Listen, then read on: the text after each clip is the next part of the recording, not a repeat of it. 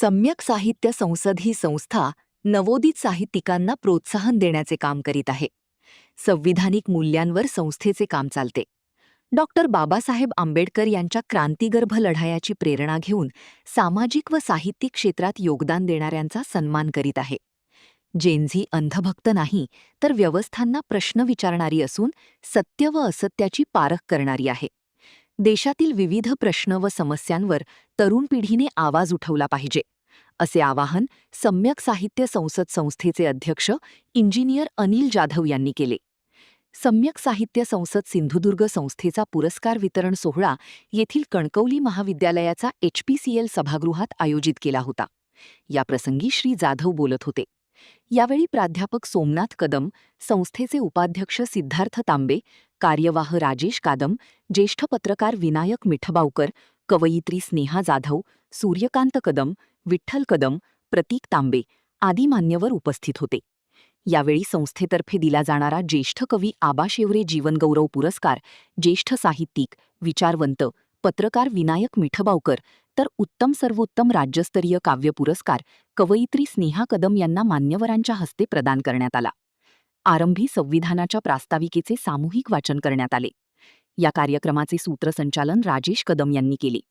यावेळी संस्थेचे सदस्य व नागरिक मोठ्या संख्येने उपस्थित होते. एक सार्वभौम लोकशाही गणराज्य घडविण्याचा आणि त्याच्या समस्त नागरिकांस सामाजिक, आर्थिक आणि राजकीय न्याय, विचार, अभिव्यक्ती, विश्वास, श्रद्धा आणि उपासना यांचे स्वातंत्र्य, दर्जाची आणि संधीची समानता निश्चितपणे प्राप्त करून देण्याचा आणि त्या सगळ्यांना व्यक्तीची प्रतिष्ठा आणि राष्ट्राची एकता यांचे आश्वासन देणारी बंधुता प्रवर्तित करण्याचा आज दिनांक 26 नोव्हेंबर 1949 रोजी याद्वारे अधिनियमित आणि अंगीकृत करून हे संविधान स्वतः अर्पण करत आहोत. जय भारत.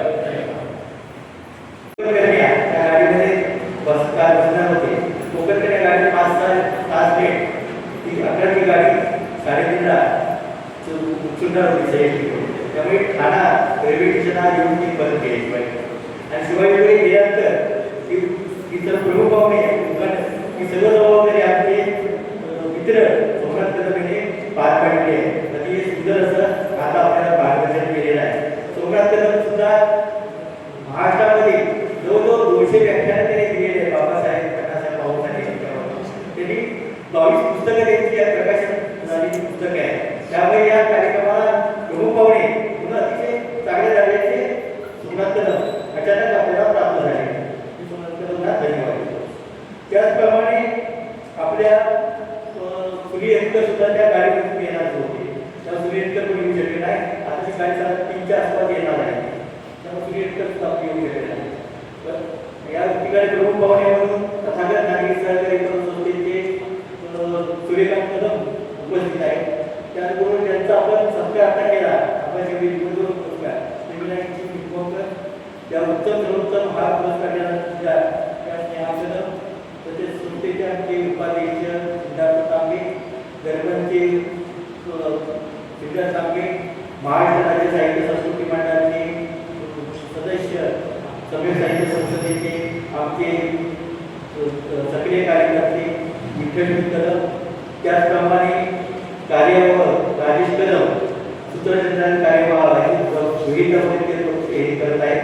त्यातून ह्या कार्यक्रम करत असताना आम्ही राहतो बाजूला कणकवलीमध्ये कार्यक्रम साजरे करत असताना ते कार्यक्रमाची मुलीचा उल्लेख पडले म्हणजे राजेश कदम. त्या राजेश कदमसाठी एक सर्वांनी काय आहे.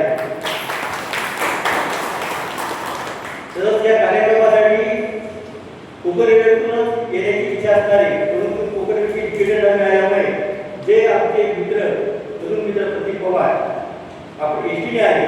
एसटीने आल्यामुळे ही सन्मानित घेऊन यायचे होते तिथे जवळ त्यांनी चांगले पार पडलेले आहे आणि प्रतीक पवार हे चांगले सूत्रसंचालक पण आहे. प्रतीक पवारांसाठी पण एक टाळ्या वाजवा.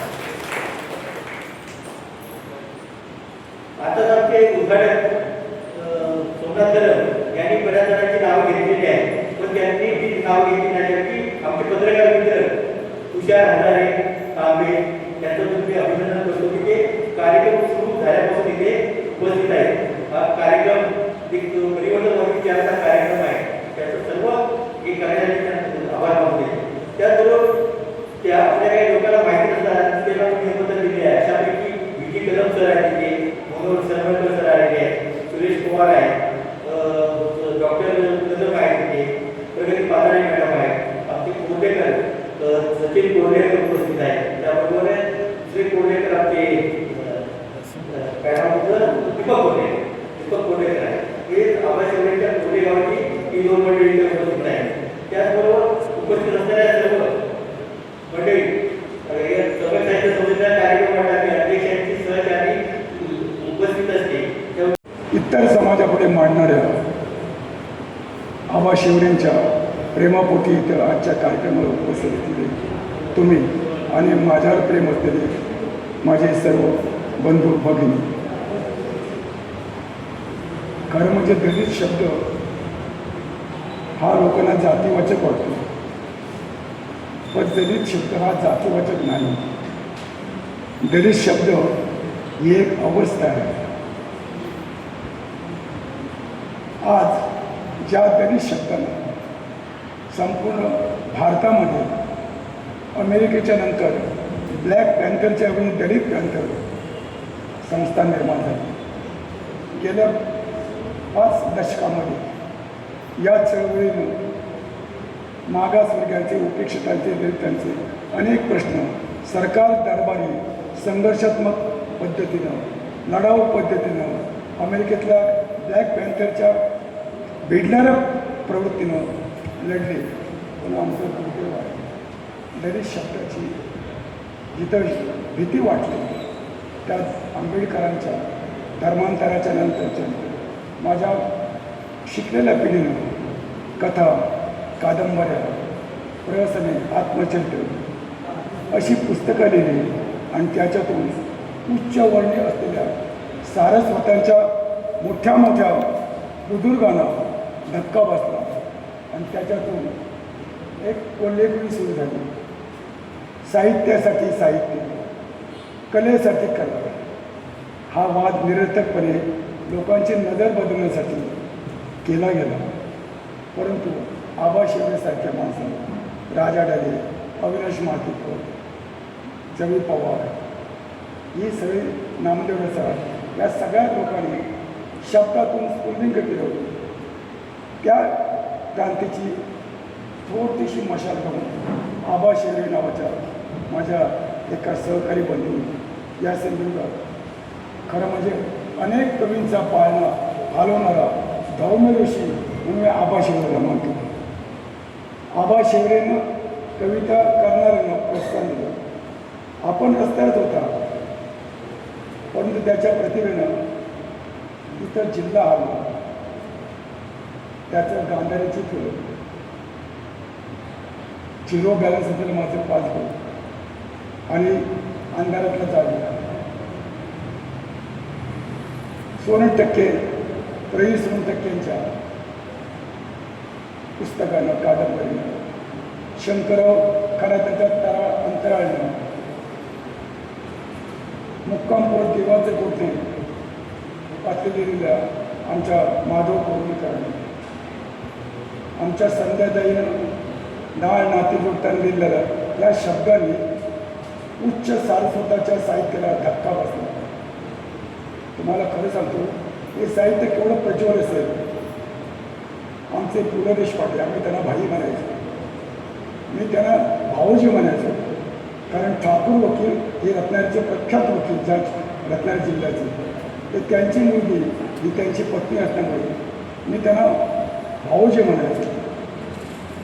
ते म्हणाले, विनायक एक खरं आहे, अरे तुम्हा सर्व क्रांतिकारी मुलांनी जे जे साहित्य लिहिलं आणि अस्मिता दर्शनमधून जे साहित्य मी वाचतो तर माझ्यासारख्या उच्च वर्गात जन्मलेला, उच्च प्रवृत्तीत वाढलेला आणि उच्च प्रवृत्तीचं साहित्य लिहिणाऱ्या माणसाला सुद्धा कधी कधी अंतर्मुख होऊन मी माझं व्यंग, माझं ठेंगणे पण व्यक्त करतो.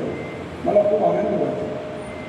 परंतु पुण्यासारखे, बाईंसारखे आता आपल्या साहित्याचा गौरव करणारी माणसं नाही, हे आपल्याला प्रामाणिक कबूल करायला हवं. आज काय झालं, कवी निर्माण झाला की तो समोरच्याला कमी देतो. एक कादंबरी निर्माण झाली की समोरच्याला आपला कम नाही, छोट्या माणसापासून.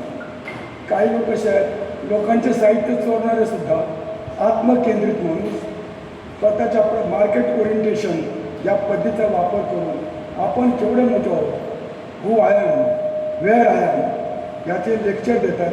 त्यांचं अज्ञान आहे. पण अशा चळवळीनं कोणी साथ दिली तर उत्तम पवारसारख्या माझ्या दिवंगत बंधूनं, नोकरी करणारा, कॉलेज शिकत असताना सुद्धा त्याने माझ्या मुलीच्यासाठी आता गौरव पुस्तक काढले. त्या उत्तम पवारला मी त्यावेळी सांगितलं होतं, उत्तम एक लक्षात ठेव, आपल्या संघटना कार्यक्रमाचा, सगळ्या तुझ्या संघटनेचा उपयोग कुणीतरी घेईल आणि कुठेतरी या संघटनेतून एक असा कोणतरी भस्मासूर तयार होईल की तो इतरांच्या कपाळावर हात ठेवेल. आज खूप दुःख वाटते. आज इथं विनायक निंबाळकर याचा सत्कार नाही, पण आबा शेवरेला या दलित साहित्याच्या लिखाणातला, संदर्भातला अनेक कवींचे पाळणं आनंदाला, धर्मनिष्ठच्या कार्यक्रमातसुद्धा आज त्याच्याच चिल्लेपिल्लीतून मोठे एवढी माणसं पॅरलल उत्तर देऊ शकतात. एक लक्षात ठेवा, आता माझं वय 19 आहे. मोठी शस्त्रक्रिया झाली आहे. गेली 7 वर्ष मी संघर्ष करतो, पण माझ्यात भीमपुत्राचं तेज गेलं नाही. मी जे शिकलो, मी जे अवतरणात आणलं, माझ्या आचरणात आणलं, बाबासाहेब नेहमी म्हणायचे, वाघिणीचं दूध हे साध्या भांड्यात राहत नाही, ते मडक्याच्या भांड्यात राहत नाही, त्याला सोन्याचं भांडं लागतं, तरच वाघिणीचं दूध खराब होत नाही. ते वाघिणीचं दूध म्हणजे इंग्रजी भाषा. मराठी भाषेत साहित्य ज्ञानेश्वरापासून खूप मोठी ग्रंथ आहे. ज्ञानेश्वरांनी 23 वर्षे पसायदान दिलं. या मागासवर्गीयात जन्मलेल्या विनायक निंबाळकरांच्या 23व्या वर्षी हे जगणं का म्हणून कादंबरी लिहिली. 24व्या वर्षी संदीप प्रकाश नावाची कादंबरी लिहिली. आणि या 23 आणि 24 वर्षाच्या काळात मी जिल्हा परिषदेचे सदस्य होऊन अनेक मागासवर्गीच्या मुलांसाठी वसतिगृह, आश्रमशाळा काढल्या आणि रस्त्यावर भवंगाच्या घातलं. हे सांगतो का? तर अहम ब्रह्मास्मी मला म्हणायचं होतं, मला ओम ब्रह्मास्मी म्हणायचं. मी मोठा नाही, माझी जनता मोठी, माझे कार्यकर्ते मोठे, माझा समाज मोठा आणि त्याच्यापेक्षा सर्वांचा बाप, नागपूरचा बाप, तो त्यांचा माझा बाबासाहेब होता. आज बाबासाहेबांच्या नावानं काय चाललं? दलित क्रांतीची चळवळ होती. आबा शेवळे लोकांनी नोकरी सोडली आबासारख्याने. त्या दलित क्रांतीची आज अवस्था काय आहे? तर त्याला कारण सत्तेचाच महिमा. जसा अहंकाराचा मर्म आमच्या चळवळीला, आमच्या दलित साहित्याला भारतामध्ये जे स्थान मिळालं होतं ते मिळालं नाही. अगदी थोड्यासाठी गेलं. त्याला कारण काय? आम्ही आत्मकेंद्रित झालो. मी मोठा झालो, दुसरा तुच्छ. याच्यातून आमची संघटना होती. आमच्या राजकीय चळवळीचा फायदा आज आमच्या अनेक नेत्यांनी टँकरमधून जन्म घेऊन त्याने भोजनातला कढीपत्त्यासारखा त्याचा वापर आज सत्ताधारी करतात. याच्यातून लक्ष दिलं नाही. त्यामुळे आम्ही रस्त्यावर राहिलो, कार्यकर्ते मिळत राहिलो, पोलिसांचा मार खात राहिलो. मराठवाडा विद्यापीठाच्या प्रकरणात 18 वर्ष जो संघर्ष होता त्याने माझ्या बाजूला सांगत नव्हतो. मिटिंग म्हणून सांगायचं ती म्हणायची, हो मिटिंगची प्रक्रिया करता होती, पण त्यांना माहीत नव्हते 18 वर्षांनी औरंगाबाद, पुणे याचे केसेस करत होते. पण मी राहिलो खाली. आता कारण काय, मला काही मागायला गेलो. सुरेश भट माझे ज्येष्ठ मित्र होते. ते नेहमी त्याला त्यांची कविता आहे, मागताना आले म्हणून राहिलो भिकारी, आज वाट अर्धी माझी भाकरी मिळाली. हे सुरेश भट आम्ही एकत्र बसायचो. बाबूराव बाबू आम्ही एकत्र बसायचे.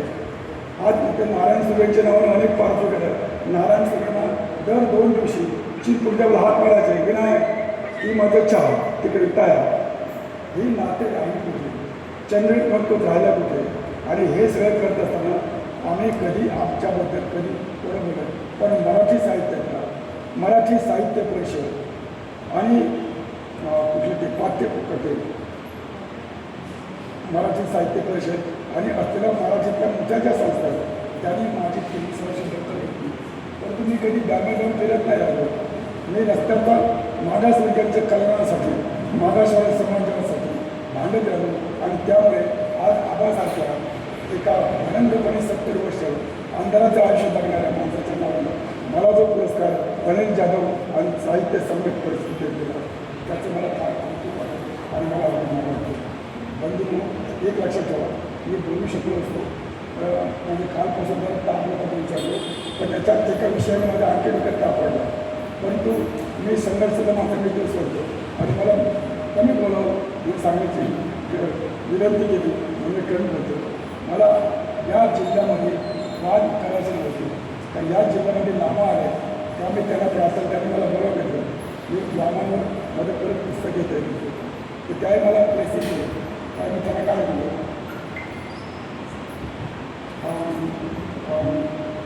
I am expecting the good faithfulness of our district for development and arches for या जिल्ह्यात शांतता, प्रेम, सद्भाव मिळायला हवं, संघर्ष मिटायला हवा, शांतीकडे जाणारी मानसिक प्रवृत्ती वाढावी.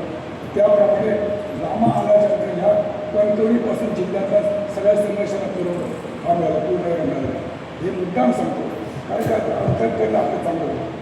बंडराम बद्दल काय सांगतो, मी जेव्हा तुमच्या हृदयात प्रवेश करेन तेव्हा माझ्या जीवनात तुम्ही प्रवेश करा. सिद्धर काय सांगतो, बकरी वाघाच्या पोटात जाईल आणि मग त्यांचं सृजन. वाघाच्या पोटात बकरी जात आहे, बकरीनं वाघ उत्पन्न वास आला की तिला दूध आच्याचं गंभीर सांगतो. ही सायकोलॉजी मनुष्याची प्रक्रिया लहानपासून आम्ही जाऊन त्याला कारण करायचं.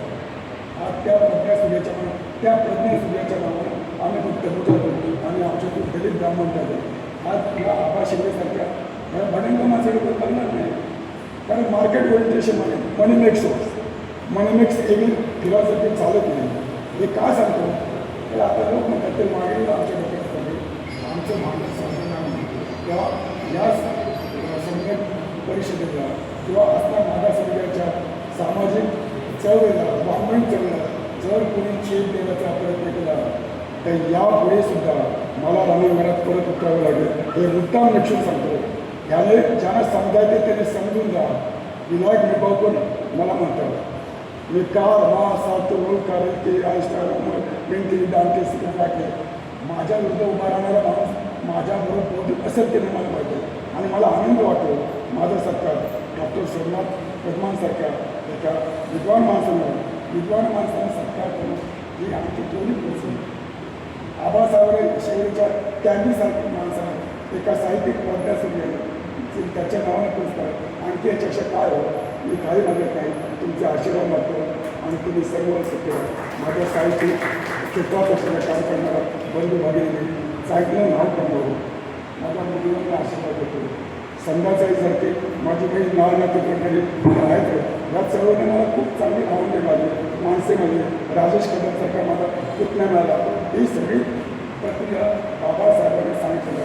लव डाय नेबर ॲज डाय सेम ही येशू ख्रिस्ताची फिलॉसॉफी तत्वज्ञान पद्धती. बाबासाहेब म्हणून बाबासाहेब आपण क्रांती करू शकतो. बाबासाहेबांचं पुत्र क्रांती कार्यक्रम कबीर हे माझा कुलदैवत आहे. मी कबीरपंथी यावं जसं बाबासाहेब कबीरपंथी होते, मी कबीरपंथी आहे. माझं शांडिल्य गोत्र आहे. या अपराध बोलते शांडिल्य गोत्राचे नाव घेऊन शक्य आहे. त्यामुळे माझा जो अभ्यास आहे तो संकुचित नाही, ब्रॉड लावून त्याला विशाल अंतर्कारी समाज म्हणून मी त्यांना क्षमाही करतो. या माझ्या बंधूंना त्यांच्या चळवळीला सामाजिक चळवळीला छेद देण्याचं काम करणाऱ्या लोकांना सुद्धा मी क्षमा करतो. जय भीम, जय भारत. या संस्थेमध्ये प्रत्यक्ष अप्रत्यक्षपणे मी सुद्धा सहभागी आहे आणि जिल्ह्यामध्ये खऱ्या अर्थानं एक नावाजलेली शैक्षणिक संस्था, सामाजिक संस्था आणि वाङ्मयिक संस्था म्हणून आपण या संस्थेकडे पाहतो. सम्यक समाज निर्मिती हे आपल्या सर्वांचं ध्येय आहे. सम्यक याचा अर्थ काय?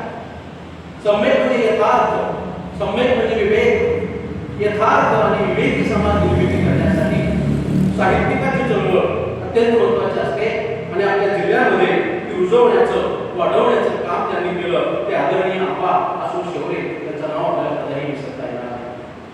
ज्यांच्या नावाने हा सन्मान दिला जातोय ते आबा म्हणजे खऱ्या अर्थानं एक सर्व समाज घटकांना नवोदितांना आपल्या पंखाखाली घेऊन सावली देणारं प्रेरणा देणारं एक मायेचं झाड म्हणजे आबा शेवरे. आणि ज्यांनी त्या देशात या जिल्ह्यामध्ये चळवळ राबवणारा एक अत्यंत महत्त्वाचं मार्गदर्शक व्यक्तिमत्व. झिरो बॅलन्स असलेलं माझं पासबुक, गंगाजीची फुलं आणि दफन वेणा ही तिन्ही कविता सगळं त्यांची मी वाचलेली आहे आणि त्यावर मी लिहिलेली सुद्धा आहे. अशा एका आदरवड व्यक्तिमत्वाचा या ठिकाणी मला काही काळ सहवास लागला. ते आदरणीय आबा शेवरे सर यांना मी विनम्र अभिवादन करतो. माझे मित्र ज्यांचा उल्लेख केल्याशिवाय मला जिल्ह्यामध्ये कधीही मला पुढे जावत नाही असे आमचे उत्तम पवार, ज्यांच्या चळवळीला कुणाला हाता भरून मी या ठिकाणी जिल्ह्यामध्ये सर्वत्र गावागावामध्ये गेलो. ते खरं सर्वोत्तम कवी, स्नेही, मित्र, मार्गदर्शकांनी वाटाड्या अशा पद्धतीचा माझा मित्रवा उत्तम पवार यांचे मला सदैव स्मरण या ठिकाणी होतं. आपल्या जिल्ह्यामध्ये खऱ्या अर्थानं ही शैक्षणिक आणि सांस्कृतिक वातावरण निर्मिती करण्याचं काम आमची दर्पण असेल, सम्यक असेल आणि इतर संस्था करत असतात. आणि ह्या खऱ्या अर्थानं मला वाटतं समाज श्रीमंत करणाऱ्या संस्था आहे. माणसाला पोट आहे म्हणून आपण अन्न खातो, परंतु माणसाला बुद्धी आहे, माणसाला विवेक आहे आणि त्याच्यासाठी हा वाङ्मय स्त्रोत फार महत्त्वाचा असतो. खरं म्हणजे साहित्याच्या क्षेत्रामध्ये आपण पाहतो की कोणत्याही समाजामध्ये स्वातंत्र्य, समता, बंधुता या तीन मूल्यांचा जर अभाव असेल तर तो समाज हा रसातळाला जात असतो. आणि म्हणून स्वातंत्र्य, समता, बंधुता या तीन मूल्यांवर आधारित चळवळी करण्याचं आवाहन आपल्याला डॉक्टर बाबासाहेब आंबेडकर यांनी केलं. आणि म्हणून त्यातून आज आपण सर्वजण वेगवेगळ्या क्षेत्रामध्ये काम करत आहोत. परंतु साहित्याच्या क्षेत्रामध्ये खऱ्या अर्थानं ज्याला प्रतिभा संपन्न म्हटलं पाहिजे ते व्यक्तिमत्व म्हणजे मला या ठिकाणी आदरणीय विनायकजी करायचा उल्लेख करावा. माणसाकडे किती पैसा आहे याच्यापेक्षा त्या माणसाकडे किती पद आहे, किती प्रतिष्ठा आहे हे महत्त्वाचं असतं. आणि अशी माणसं समाजाचं भूषण असतात. त्या ठिकाणी विनायक भेटभावजी यांच्यासारखी माणसं आपल्या जिल्ह्याचं नव्हे, राज्याचं नव्हे, समाजाचं भूषण असतात. आणि त्यांचा सन्मान या ठिकाणी करण्याचं भाग्य त्यांच्यापेक्षा वयाने लहान असणाऱ्या मला मिळालं हे सुद्धा या ठिकाणी माझ्यासाठी एक अविस्मरणीय घटना मला या ठिकाणी नमूद करावंसं वाटतं. साहित्याचे दोन प्रवाह आहेत आपल्या भारतीय साहित्यामध्ये. एक प्रवाह असा आहे जो विद्वेष करतो, असंतोष करतो, विषमता करतो आणि धर्म जातीचं राजकारण करणारे विखारी विचार करतो. या विखारी परंपरेला बाजूला सारत असताना समाजातील सुसंवाद, मानवतावाद, सदाचार, संविधानवाद हा मानवतावादी विचार प्रवाह रुंद करण्याचं काम ज्या ज्या साहित्यिकांनी केलेलं आहे त्या सर्व साहित्यिकांचा खऱ्या अर्थानं सन्मान सम्यक साहित्य संसद ही सातत्याने करत असते.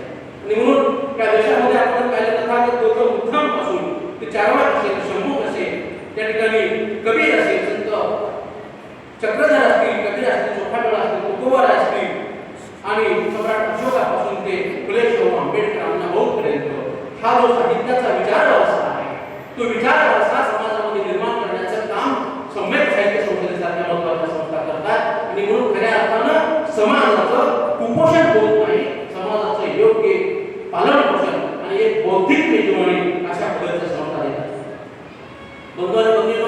डॉक्टर बाबासाहेब आंबेडकरांनी आपल्या सर्वांचं जीवन असं उजळून टाकलेलं आहे.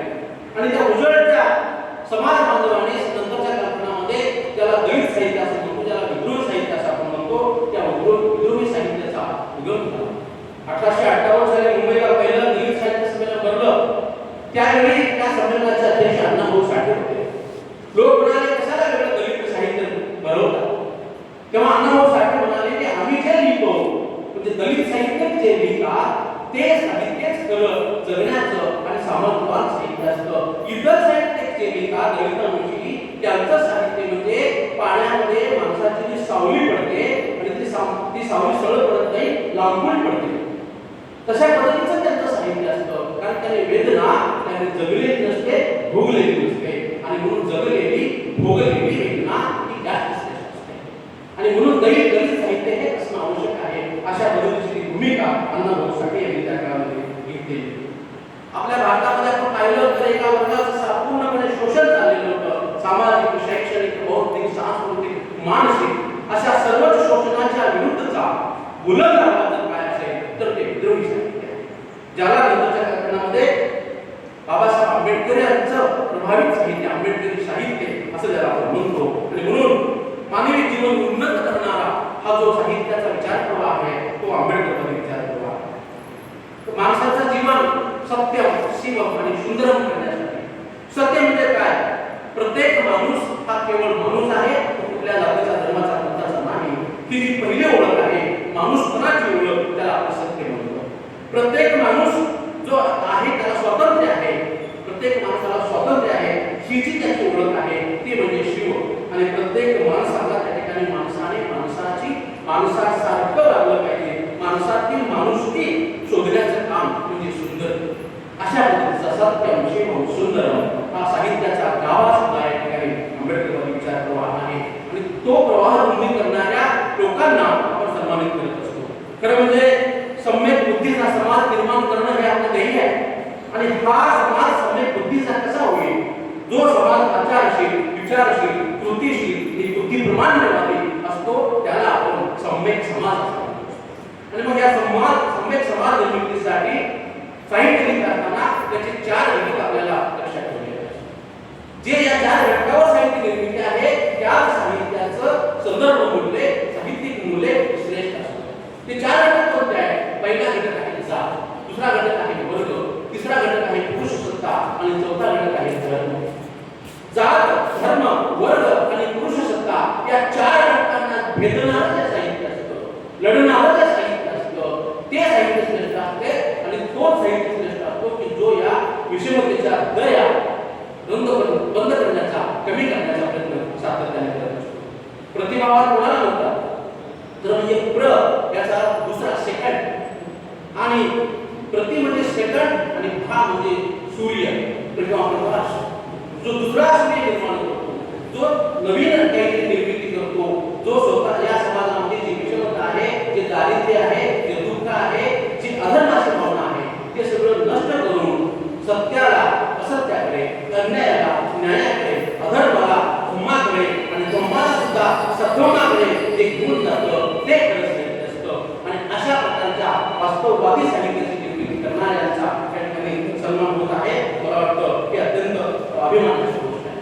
प्रत्येक माणूस जो असतो जो साहित्यामध्ये, प्रत्येकाला आपल्या आंबेडकरांचे साहित्य म्हणता येत नाही.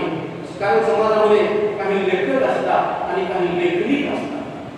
लेखनिक भरपूर आहेत परंतु लेखक कमी आहेत. लेखक कोणाला म्हणायचं? ज्याच्या कथा, ज्याच्या कविता वाचल्यानंतर आपल्या मनाला अस्वस्थतेची मोजणी लागते त्याला आपण श्रेष्ठ साहित्य म्हणतो. आणि म्हणून अण्णाभाऊ साठे म्हणतात त्या पद्धतीनं साहित्यिकाचं, लेखकाचं काम आहे की त्या ठिकाणी खऱ्या अर्थानं कल्पनेच्या बाहेर न मागता वास्तवाला भेट. अण्णाभाऊ साठे म्हणतात त्या पद्धतीनं मरणाचे अंतर आपण शोधलं पाहिजे. एखादा मनुष्य जर शेअर मार्केटमध्ये पराभव झाला, अपयश आलं म्हणून जर त्याने आत्महत्या केली असेल आणि दुसरा मनुष्य जो उंच खांबावर चढतो आणि तारा जोडता त्याचा तोड जातो आणि तो मरतो, त्या 2 मरण्याचं अंतर ज्याला खऱ्या अर्थाने शोधता येतं तो खरा साहित्यिक असतो. मला वाटतं तो आंबेडकर साहित्य असतो. आणि हे आंबेडकरी जाणीव निर्माण करून देण्याचं काम आमची जी सम्यक साहित्य संसद गेल्या अनेक वर्षापासून काम करते. म्हणून सम्यक साहित्य संसदेचं मनपूर्वक अभिनंदन करतो. अत्यंत कमी वेळेमध्ये या कार्यक्रमामध्ये प्रमुख पाहुणा म्हणून बोलण्याची मला संधी मिळाली आणि मला वाटतं ती एक खास संधी असते लेखकाला व्यक्त होण्याची आणि व्यवस्थेमध्ये हस्तक्षेप करण्याची.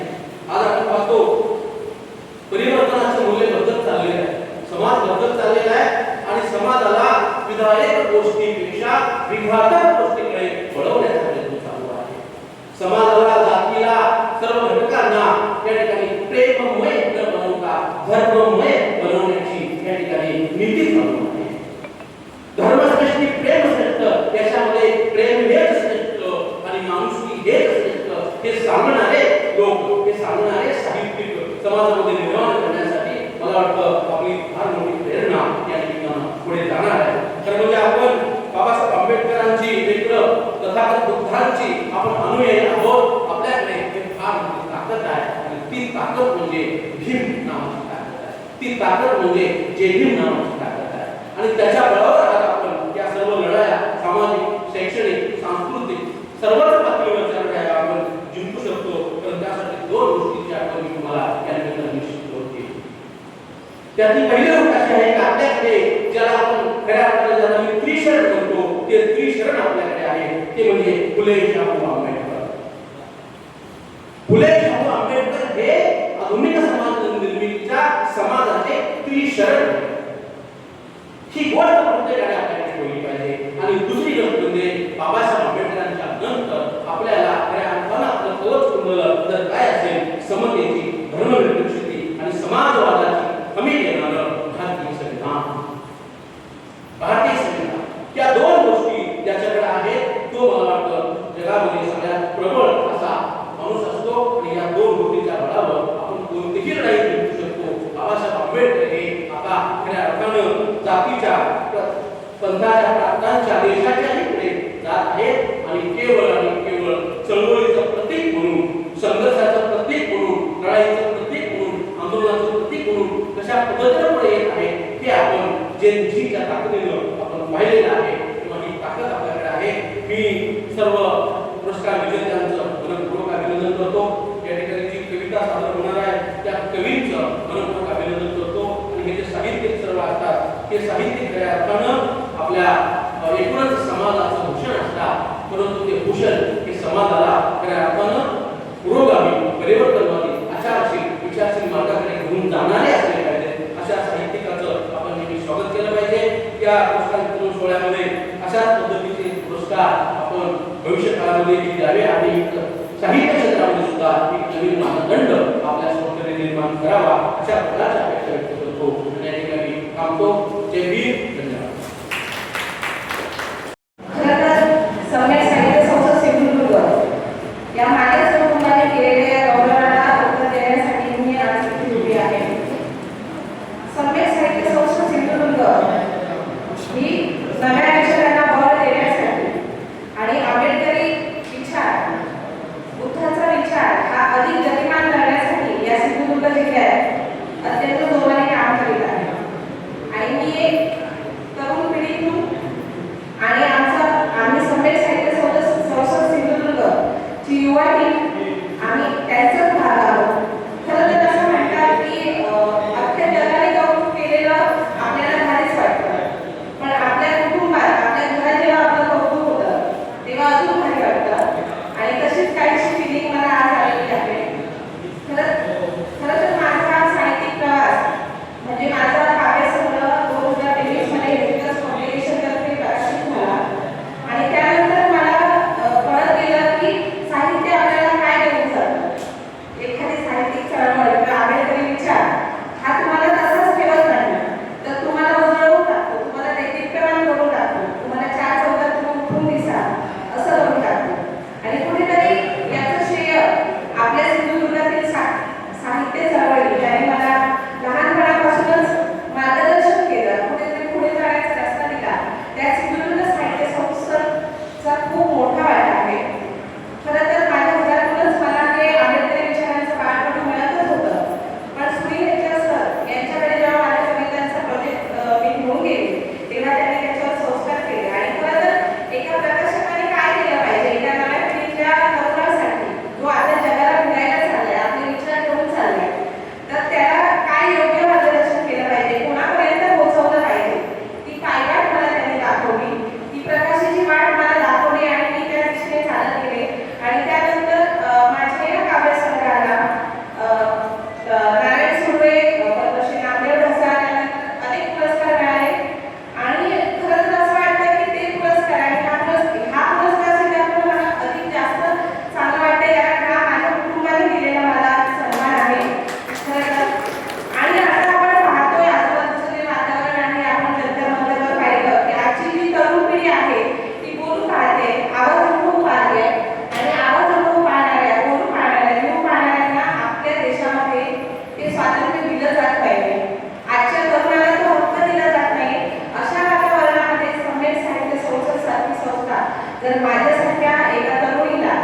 हा उत्तम सर्वोत्तम म्हणजे उत्तम काळात त्यांनी सिंधुदुर्गासारख्या या साहित्य चळवळीला एक गतिमान करण्याचं काम केलं असा एक मानाचा पुरस्कार देते. तर ही संस्था खरोखरच तरुणाईचं मत त्याचे विचार जाणणारी संस्था आहे आणि त्यासाठी मी सर्वप्रथम या संस्थेचे आभार मानते.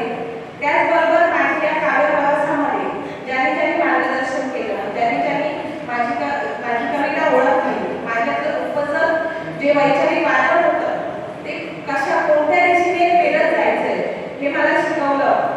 त्या सर्वच मान्यवरांचे, साहित्यिक लेखकांचे मी आभार मानते. आणि मला असं वाटतं की प्रत्येक तरुणाने आपला आवाज दाबला नाही पाहिजे, तर बोललं पाहिजे, व्यक्त व्हायला हवं, लिहायला हवं. ही जी साहित्यिक वाट आहे ती चालायला हवी, वैचारिक वाट चालायला हवी. तिथूनच आपल्याला हे धम्मचक्र अधिक गतिमान करण्याचा मार्ग मिळेल असं मला वाटतं. आणि या सम्यक साहित्य संसद परिवाराने हा दिलेला उत्तम सर्वोत्तम पुरस्कार जो आहे, तर मी असं मानते की मी उत्तम आहे असं त्यांनी म्हटलेलं आहे आणि मला सर्वोत्तम होण्याची जी एक संधी दिलेली आहे असं मी स्वतः म्हणून हा पुरस्कार स्वीकारते. सर्वात मान्यवरांचे धन्यवाद आणि आभार. ताज्या अपडेट्स आणि ताज्या बातम्यांसाठी आजच सबस्क्राईब करा आपला Sindhudurg digital news channel. Like करा, शेअर करा, कमेंट करा आणि महत्त्वाचं म्हणजे बेल आयकॉनला क्लिक करायला विसरू नका.